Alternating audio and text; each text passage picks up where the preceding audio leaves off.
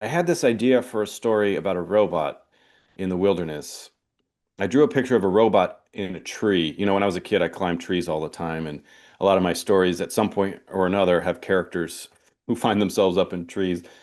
And I drew a picture of a robot in a tree in my sketchbook, and I just couldn't stop thinking about this robot and why a robot would be in a tree or out in a forest or in the wilderness. What would life be like for a robot? What would wild animals think if they saw a robot, stomping through the woods or climbing a tree or out in the wilderness somewhere? And I just was fascinated by this idea of this sort of technological character, this robotic character with this artificial intelligence mind. Um, Existing in the last place you'd probably expect to find a robot, way out in the wilderness. And so I just began tinkering with that idea. The same way I do with my picture books too. It start off where I'm just kind of sketching and maybe I read a book about robotics, or maybe I watch a documentary about the wilderness or whatever. I'm just kind of playing around with these ideas and writing the little notes to myself in my sketchbook.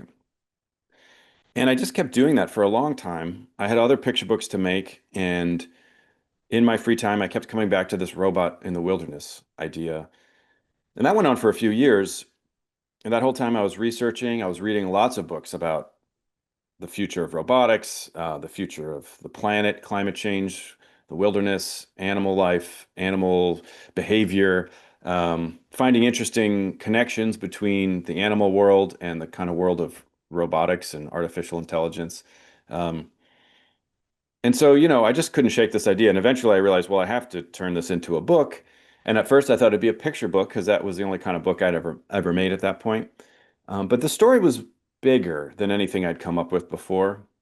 It was more complicated, but it was more, there's more layers to it.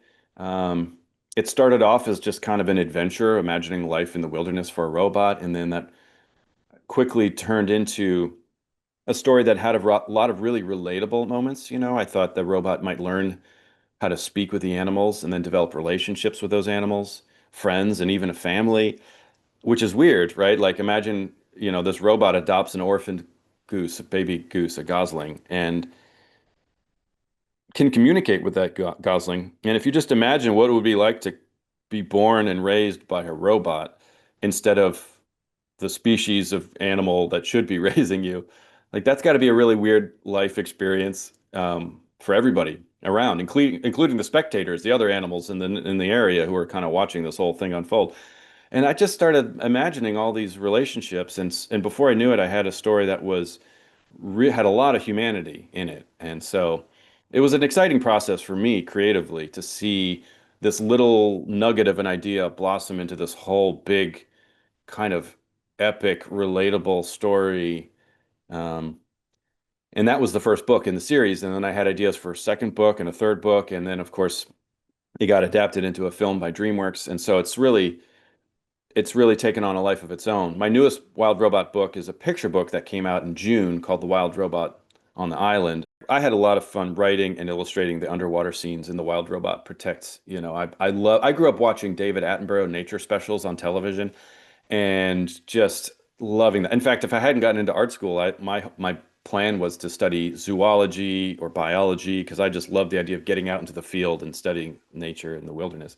Um, but and so I watched a lot of documentaries about the deep ocean and shallow seas um, and one thing that was particularly fun for me to imagine and illustrate was kelp forests and the way that they move with the water, with the waves and the currents. They kind of gradually like undulate and sway through the water, and there's these fish that are just kind of moving with the water too, and they appear, and then the waves kind of roll back out to sea, and then the fish kind of sway back into the foliage, and it's just this like undulation of that was so much fun to try to capture that sense of movement within the kelp and the water and everything. So there's a few illustrations where we see the kelp underwater, and having the sunlight kind of streaming down through the leaves of the foliage and down to the seafloor. It was just awesome. I just had a blast making those scenes, and then imagining how Roz is navigating those places and what kind of creatures is she going to stumble across. Obviously,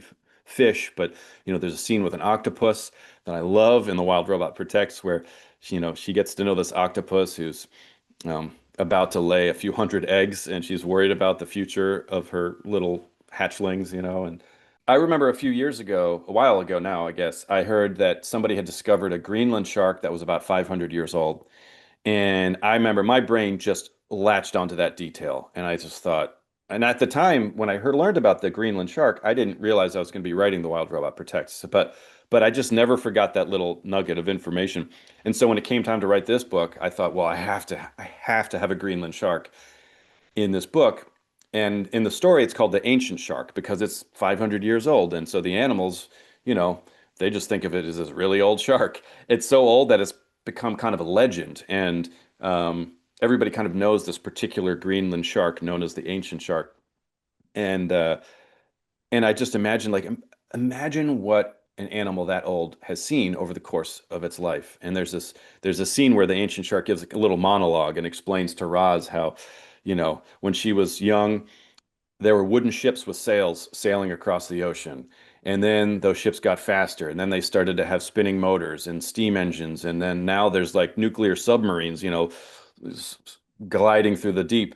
And and just to imagine what the life experience is for an animal like that is one of the many joys of making these books. Roz allows me to ask questions of these animals in a way that I wish I could ask in real life. And so getting to know the ancient shark and figuring out that character and who she is and why she's powerful and why she's respected and feared. Um, that's a juicy, juicy character. So The Wild Robot on the Island is a kind of retelling of Roz's origin story. I've been really lucky. I've heard from countless schools have read The Wild Robot, the whole school. They do this thing called the one school, one book, where every kid in the school reads the same book at the same time. The older kids might read a book on their own. The younger kids might have that book read to them, but they're all focused on the same title. And so many schools have used The Wild Robot. And I was thinking a lot about like kindergartners and first graders who are reading The Wild Robot or having it read to them. And I thought, I think they can get it. I've heard that they have great experience with a novel, but I thought a picture book where I'm not just telling you how Roz becomes the wild robot, but I'm really showing you in these big, detailed, colorful illustrations to show you this. That might really help younger readers latch onto the characters, latch onto the scenery and the setting and the story. So I wanted to make this picture book to for younger readers to kind of introduce them to that world and get them excited for the novels, which they can kind of graduate to eventually. So that was one of my big motivations. The other reason I wanted to make The Wild Robot on the Island was selfishly for me. I mean, I've lived in this world now for over 10 years in my imagination, and I just love it so much, and the characters and the worlds and the locations and everything.